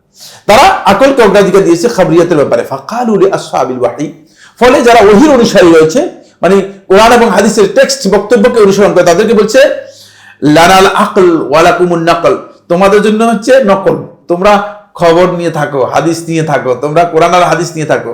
ওরানাল আকল, আমরা আকল নিয়ে আছি, আকল দিয়ে আমরা এগুলো বিবেচনা করব। ফলে এটা হচ্ছে আকলানি গ্রুপ। এই আকলানি সম্প্রদায়ের মধ্যে সর্বপ্রথম এসেছে জাহমিয়া এবং মুতাজিলা সম্প্রদায়। জাহমিয়া এবং মুতাজিলা সম্প্রদায়, তারপর এদের সাথে যুক্ত হয়েছে খারেজি সম্প্রদায়, তারপর এদের সাথে যুক্ত হয়েছে কোরআনী সম্প্রদায়, যারা সব জায়গায় আকলকে অগ্রাধিকার দিয়ে খবরিয়াতগুলোকে সবগুলোকে অস্বীকার করেছে, খবরিয়াতগুলোকে সবগুলোকে অস্বীকার করেছে। তাহলে প্রথম দল যারা মানে এই ক্ষেত্রে সেলেফদের মানহাজের পরিপন্থী, তারা হচ্ছে এই তিন সম্প্রদায়। জাহমিয়ারা বলেছে যে আল্লাহ তাআলার অস্তিত্ব আছে, এটা আমরা স্বীকার করি, কিন্তু আল্লাহ রাব্বুল আলামিনের সিফাত থাকতে পারে এটা স্বীকার করি না। জাহমিয়াদের বক্তব্য, এটাকে বলা হয় থাকে গড পার্টিকল। আপনারা জানেন যে এটা নিয়ে গবেষণা হয়েছে, গড পার্টিকল, যে গড মানে এটা প্রমাণ করা যাচ্ছে, আকল দিয়ে প্রমাণ করা যায়। কারণ একটা জিনিসকে যখন আপনি এটাকে ইয়ে করেন, ছোট করেন, টুকরা টুকরা টুকরা টুকরা করেন, এক পর্যায়ে গিয়ে এর মানে সর্বশেষ একটা অংশ পাওয়া যাবে, বলে যে এটাই হচ্ছে মূলত গড পার্টিকল। বুঝতে পেরেছেন? নাউযুবিল্লাহি মিন যালিক। এই সব কথার ভিত্তি কিছুই না, এগুলো সবটাই মূলত আকলের উপর ভিত্তি করে এই ধারণাগুলো দিচ্ছে, এবং এই ধারণার উপর ভিত্তি করে তাদের বক্তব্য হচ্ছে যে এই যে পুরা পৃথিবীটা পুরাটাই মূলত এটাই হচ্ছে গড। নাউযুবিল্লাহি মিন যালিক। তো এই হোল ইউনিভার্স পুরোটাকেই তারা বলতেছে গড, এটা গডেরই মূলত এটাকে বলা মানে এক্সটেনশন। বুঝতে পেরেছেন? তো এটাকে যদি আপনি এক পর্যায়ে গিয়ে এই পাওয়ারটা ওই পারমাণবিক পাওয়ারের মতো, যে মূল পাওয়ারটা হচ্ছে পারমাণবিক পাওয়ার, যেটা একেবারে পার্টিকেলের শেষ অংশ, এটা হচ্ছে আল্লাহ। নাউযুবিল্লাহি মিন যালিক, মাআযাল্লাহ। এই সমস্ত বক্তব্যগুলো মানে যারা দিচ্ছে তারা মূলত আল্লাহ সম্পর্কে তাদের প্রকৃত ধারণাই নেই। কারণ মাখলুকাতের থেকে আল্লাহ সুবহানাহু ওয়া তাআলা সম্পূর্ণ আলাদা। আমাদের আকীদা হচ্ছে আল্লাহ রাব্বুল আলামিন মাখলুকাত থেকে সম্পূর্ণ আলাদা। মাখলুকাতকে আল্লাহ রাব্বুল আলামিনের সাথে তুলনা করার, সাদৃশ্য করার কোনো বিধান নেই, কারণ আল্লাহ তাআলা মাখলুকাতের কোনো কিছুর সাথে আল্লাহর কোনো সাদৃশ্য নেই। দুই নম্বর দল, প্রথম দল আলোচনা করলাম। দ্বিতীয় দল হচ্ছে তাইফাতুন আরাদাতহু বিআরাইহিম ওয়া কিয়াসাতিহিম, তারা নিজেদের মন গড়া বক্তব্য এবং কিয়াস দিয়ে কি করেছে, তারা এটার মানে বিরোধিতা করেছে, এটার বিপক্ষে গিয়েছে, নিজেদের মন গড়া বক্তব্য দিয়ে এর বিপক্ষে গিয়েছে, কিয়াস দিয়ে বিপক্ষে গিয়েছে।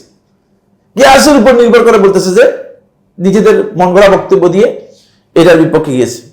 বলছে যে কোরআন হাদিসের এগুলো শুনুন, এগুলো সব রায় দিয়ে বা হাদিস দিয়ে বোঝা যায় না। হয়তো একটা প্রেক্ষাপটে রাসূল সাল্লাল্লাহু আলাইহি ওয়াসাল্লাম বলছেন আর কি। কারণ একদল লোক আসলো, এসে মদিনায় তারা অসুস্থ হয়ে পড়লো। অসুস্থ হয়ে পড়ার পর আল্লাহ রাসূলের কাছে আসলো, যে রাসূলুল্লাহ আমাদের সবারই সমস্যা, পেটের সমস্যা। তখন রাসূলুল্লাহ বলছে এই যে সদকার যে উট আছে না, এই উটের পেশাব আর উটের দুধ খেতে বলে এদেরকে। আপনি বলুন ভাই, পেশাব খেতে বলতেছেন? দেখেন খুবই রাসূল সাল্লাল্লাহু যাও এদেরকে। তারপরে তারা মানে সরকার মানে পেশাব, উটের পেশাব আর দুধ খেয়ে তারা সুস্থ হয়ে গেছে। উটের পেশাব খেয়ে তারা সুস্থ হয়ে গেছে। এখন আপনি আপনার আন্দাজ দিয়ে, কিয়াস দিয়ে আপনি যদি বলেন যে ভাই এটাকে কি কথা বললেন, মানুষ এত সুন্দর মানুষ, এদেরকে আপনি বলতেছেন উটের পেশাব খাওয়ার জন্য, কেমন কথা হলো? আল্লাহ রাসূল সাল্লাল্লাহু আলাইহি ওয়াসাল্লাম যেটা ওহীর মাধ্যমে জানিয়েছেন সেটা আমি জানি না, আমার কাছে সেটা তথ্য নেই। রাসূলুল্লাহ সাল্লাল্লাহু আলাইহি ওয়াসাল্লাম এটাই বলেছেন, সেটাই আমাদেরকে বুঝতে হবে। এটাকে আপনি আকল দিয়ে, আপনার মানে মন গড়া বক্তব্য দিয়ে, আপনার ধারণা দিয়ে, আপনার কিয়াস দিয়ে এটাকে আন্দাজ করে চলবে না। কিয়াস দিয়ে আপনি কথা বলতে পারেন না যে এগুলো তো মলমূত্র তো নাপাক। মানুষের পেশাবের উপর কিয়াস করে বলছে ভাই গরু ছাগলের পেশাব, মানে এটা তো মানুষের পেশাবের মতোই, বরং গরু ছাগল তো আরো মানুষের চেয়ে নিকৃষ্ট, মানুষ তো একটু উৎকৃষ্ট চাইছে, ঠিক না? সুতরাং মানুষের পেশাব যদি খেতে নিষেধ করেন আর গরু ছাগলের পেশাব খেতে বলতেছেন কি জন্য? আপনি কেন উটের পেশাব খেতে বলতেছেন? না, এটা এই বক্তব্য সঠিক নয়। ফাকালু লিআহলি হাদিস, ফলে তারা আসহাবুল হাদিস যারা ছিল, আহলে হাদিস যারা ছিল, তাদেরকে বলছে লাকুমুল হাদিস, তোমরা হাদিস নাও, ওয়ালানা রাই ওয়াল কিয়াস, আমরা নিজেরা কিয়াস আর রায় নিয়ে চলবো। হাদিসকে কি করে নাই? গ্রহণ করে নাই। হাদিসকে গ্রহণ করে নাই। অনেক জায়গাতে হাদিসকে বাদ দিয়েছে। রাসূলুল্লাহ সাল্লাল্লাহু আলাইহি ওয়াসাল্লামের হাদিসকে অনেক জায়গাতে কি করেছে? প্রত্যাখ্যান করেছে। বলছে না, কিয়াস দিয়ে হাদিসগুলো আসলে না, গ্রহণযোগ্য হয় না। তিন নম্বর দল হচ্ছে যারা শরীয়তের বিধিবিধানকে, কোরআন হাদিসের বক্তব্যকে যারা প্রত্যাখ্যান করেছে এবং সাংঘর্ষিক মনে করেছে বিহাকাইহিম ওয়া আজওয়াকিহিম, নিজেদের রুচি অভিরুচি দিয়ে, এবং বলে যে এটার প্রকৃত তথ্য তোমরা জানতে পারো না, আমাদের কাছে প্রকৃত তথ্য আছে। নিজেদের মানে এটার হাকায়েক তৈরি করেছে। বলছে যে তোমরা শুধু শরীয়তটা দেখতেছো, নিগুড় ভিতরে কি রহস্য আছে সেটা দেখো না। তোমাদের জন্য হচ্ছে শরীয়ত, তোমরা হচ্ছে আসহাবুল শরিয়া আর আমরা হচ্ছে আসহাবুল হাকিকা, হাকিকতওয়ালা। আমরা হাকিকত নিয়ে চলি আর তোমরা শরীয়ত নিয়ে চলো। ফলে তারা অস্বীকার করেছে নিজেদের রুচি অভিরুচি দিয়ে, শরীয়তের বিধান সবগুলো অস্বীকার করেছে। এমনকি সালাতকেও তারা অস্বীকার করেছে।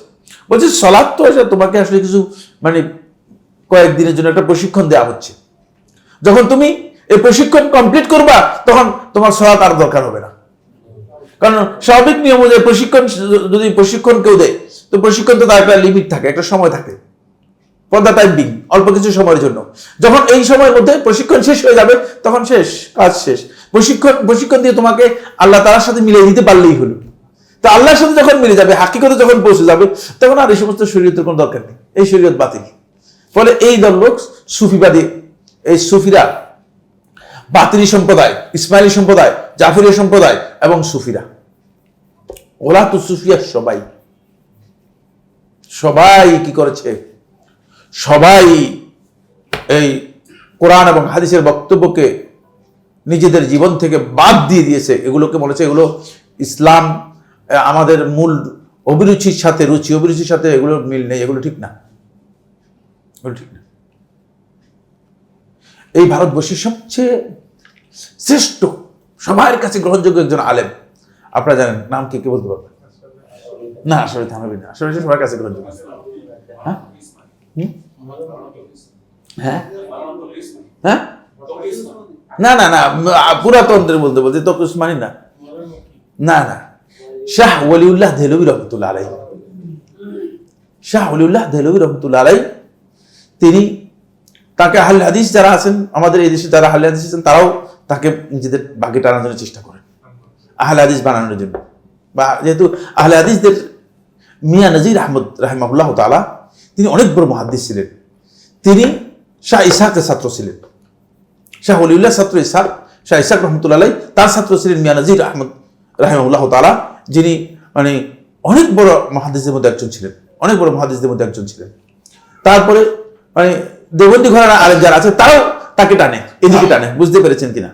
সকল ঘরানার, কওমি, সরকারি, দরকারি, বেদরকারি, তরকারি যা আছে সবাই বলতে শাহ ওয়ালিউল্লাহ রহমতুল্লাহ আলাইকে জানে।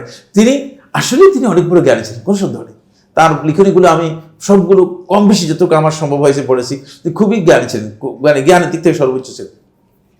আমার ওই জায়গায় বক্তব্য না, আমার জায়গার আসল বক্তব্য হচ্ছে ওই জায়গায় যে শাহ ওয়ালিউল্লাহ রহমতুল্লাহের মতো ব্যক্তিও তিনি ফয়জুল হারামাইনের মধ্যে এমন কথা লিখেছেন, এমন বক্তব্য দিয়েছেন যেটা শরীয়তের নুসুসের সাথে একেবারেই সাংঘর্ষিক, একেবারেই সাংঘর্ষিক।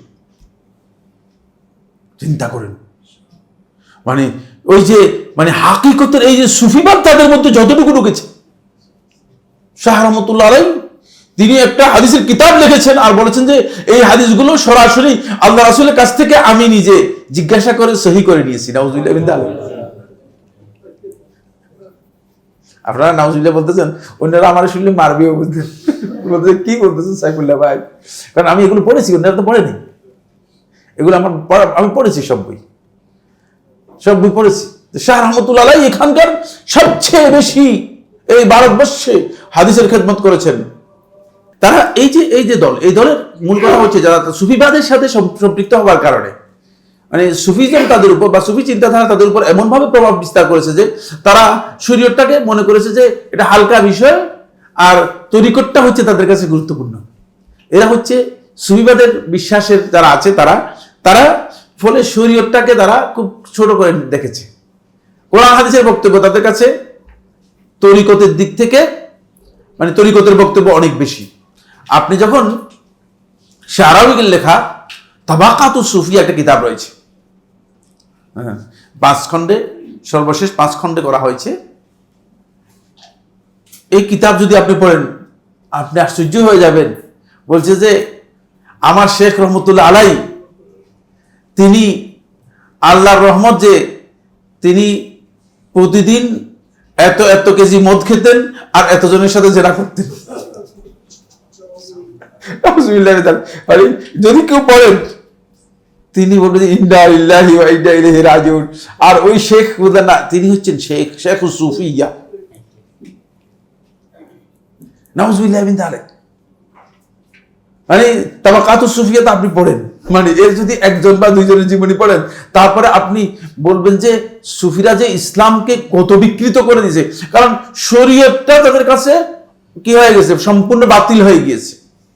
এখন গাঞ্জা খাচ্ছে যারা মাজারে, এরা এবং অবৈধ অপকর্ম মাজারগুলোতে যথেষ্ট, এটাকে কি বলা হয়, তাকে অনাচার, অবিচার, খারাপ কাজ হচ্ছে, অশ্লীলতা হচ্ছে। এই সবগুলোর পেছনে মূলত ওই সুফিদের এই একই জিনিস কাজ করতেছে। শরীয়তটা তাদের কাছে কোনো ব্যাপারই না। তারা মনে করে থাকে আমরা এমন পর্যায়ে পৌঁছে গিয়েছি, বলছে ভাই শরীয়ত নিয়ে আপনি থাকেন, আপনি 4 নম্বর দল। এরা হচ্ছে আরেক দল। এদের ধারণা হচ্ছে যে এরা বলছে যে আমরা দুনিয়ার ক্ষমতা, সিয়াসত, রাজনীতি, তারপরে দুনিয়া পরিচালনা করার এই সামর্থ্য, এটা আমাদের কাজ। এটা তোমরা শরীয়ত নিয়ে চিন্তা করো, তোমরা ইসলাম নিয়ে চিন্তা করো, তোমরা তালাকের মাসালা নিয়ে চিন্তা করো। এটা নজরুল ইসলাম আপনারা জানেন, হিন্দু ছিল না, মুসলিমও ছিল না। মুসলিম ছিল কিনা? না। হিন্দু ছিল কিনা? তাও না। বুঝতে পেরেছেন? আপনারা রাগ করতেছেন আমার বক্তব্যে? আমি তার বইগুলো সবগুলো পড়ে এই কথা বলতেছি। সে হিন্দু ছিল না, মুসলিমও ছিল না। মুসলিম ছিল না, কোনো সন্দেহ নেই। বুঝতে পেরেছেন কিনা? বলছে যে তোমরা কিতাব খুলে বউ তালাকের কি করো, ফতোয়া খোঁজো। তোমাদের কাজ হচ্ছে বউ তালাকের ফতোয়া খোঁজার জন্য। তুমি কি করবা? বলছে তো খোদার আরশ ছেদিয়া, সে খোদার আরশ ছেদিয়ে অন্যদিকে চলে যাবে। নাউজুবিল্লাহি মিন যালিক। তার বক্তব্যগুলো দেখেন, তার কবিতাগুলো দেখেন, এরপরে ভালো করে খেয়াল করেন কত বড় বেওকুফ ছিল। এর কারণ হচ্ছে একটাই, সেটা হচ্ছে যে ইসলাম সম্পর্কে সামান্যতম নলেজ তার ছিল না, অথবা ইসলাম থেকে তাকে মানুষ কি করেছে, মিসগাইড করে রেখেছে, ইসলাম থেকে মিসগাইড করে রেখেছে। সর্বশেষ একজন আলেমের সাথে সাক্ষাৎ ঘটেছিল মৃত্যুর অল্প কিছুদিন আগে, মৃত্যুর মনে হয় 1 বছর বা 2 বছর আগে। তখন তিনি বলছেন যে শুনো, তুমি সারা জিন্দেগি তো অনেক কবিতা, অনেক কিছু লিখছো, তুমি কিছু গজল লিখে যাও। তখন কিছু গজল লিখেছে, বুঝতে পেরেছেন কিনা?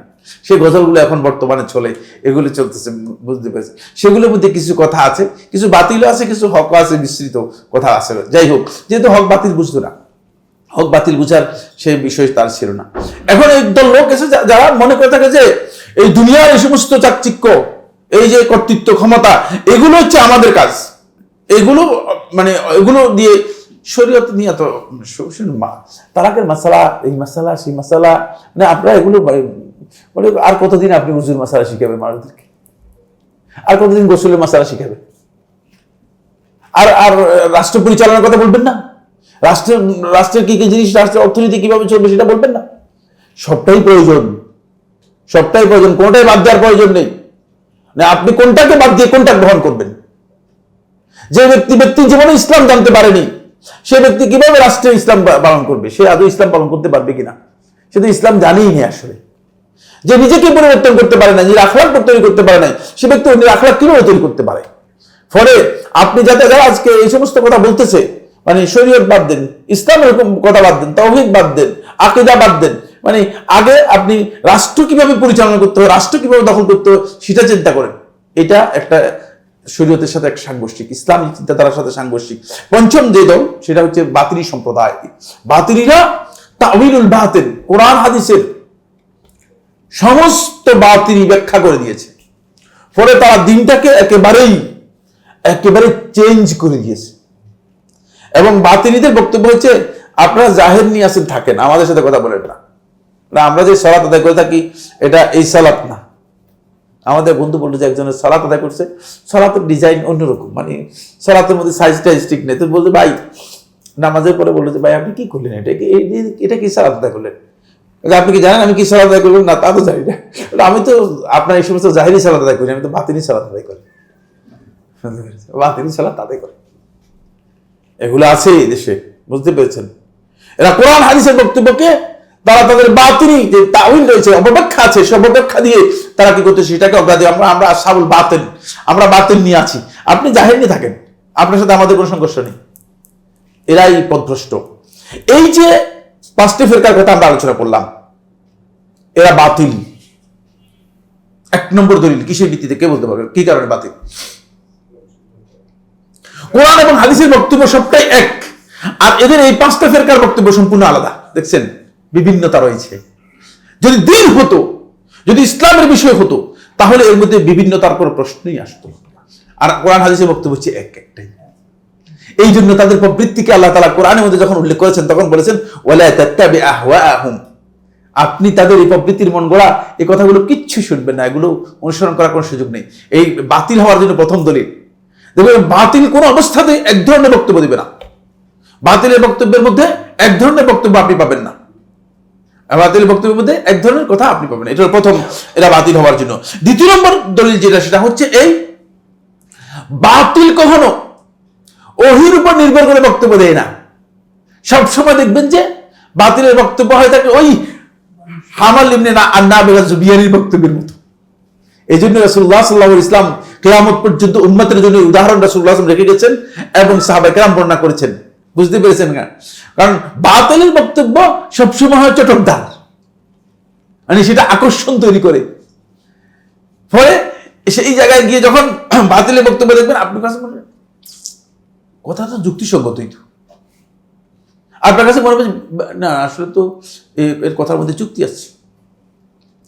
আর আপনি বলতেছেন ভাই আপনার কথার মধ্যে তেমন যুক্তি দেখি না কোরআন হাদিসের মধ্যে।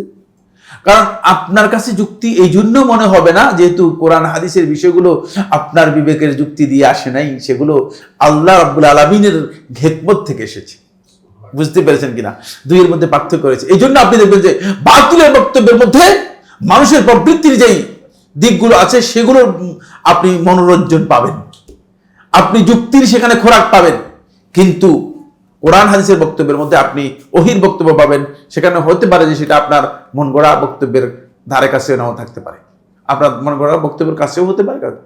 আর একটি বিষয় গুরুত্বপূর্ণ, সেটা হচ্ছে এই কোরআন হাদিসের বিষয়গুলো আসলে আকলের পরিপন্থী নয়। এই বিষয়ের উপর শেখুল ইসলাম ইবনে তাইমিয়া একটি কিতাব লিখেছেন। এটা আপনারা হয়তো মানে বাংলায় না থাকার কারণে আমার সবচেয়ে বড় সমস্যা হয়ে গেছে এই জায়গায়। দাউদ আকলি ওয়া নকল 8 খণ্ডে লেখা। আকল এবং নকল, আকল হচ্ছে বিবেক বিবেচনা, আর নকল হচ্ছে দলিল, কোরআন হাদিসের নুসুস, টেক্সট, যেটা কোরআন হাদিসের বক্তব্য। কোরআন হাদিসের বক্তব্য এবং নকল, আকল, বিবেক বিবেচনা, এই দুইয়ের মধ্যে সাংঘর্ষিকতা কিভাবে নিরসন করা হয়েছে এই বিষয়ে শেখুল ইসলাম ইবনে তাইমিয়া রাহমাতুল্লাহ 8 খণ্ডে লেখা কিতাব। এই কিতাবের মধ্যে বিস্তারিত শেখুল ইসলাম রাহমাতুল্লাহ এই বিষয়ে আলোচনা করেছেন।